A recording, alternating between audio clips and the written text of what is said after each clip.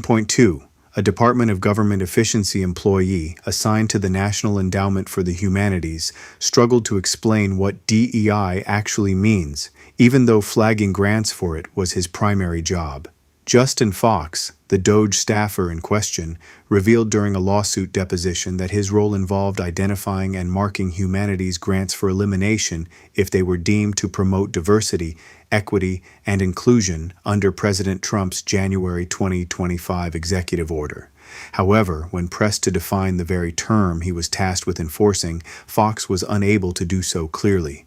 The deposition has raised fresh questions about the criteria being used to cancel federal funding and whether DOGE's grant review process is based on clear, consistent standards. Here's the clip. How do you interpret DEI?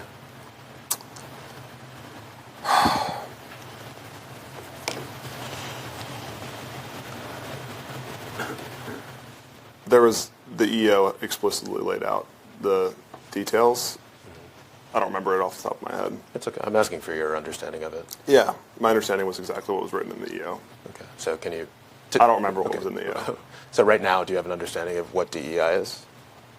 Yeah. Okay. So what's your understanding as you sit here today in this deposition? Well, it was exactly what was written in the EO. And so anytime that we would look at a grant through the lens of complying with an executive order, we would just refer back to the EO and assess if this grant had relation to it. Okay. But I guess I'm stepping back from your methodology strictly in terminating the grants. Do you have an understanding as you sit here today of what DEI means? Yeah. Okay. So what's your understanding of what it means? Well, it is exactly what was written in the EO. Okay, so... and I don't have the EO in front of me, but that was we would always reference back to the EO and make sure that this grant was in compliance with the EO. I understand that. Okay, but I'm not asking necessarily about what was in the EO. I'm asking very specifically about your present understanding of what of DEI. Do you have a present understanding of DEI? Yeah. Okay. Can you explain what that present understanding is?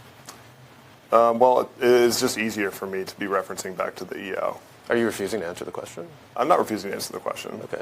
I just feel that referencing back to the verbatim executive order was the best way for us to capture all of the DEI language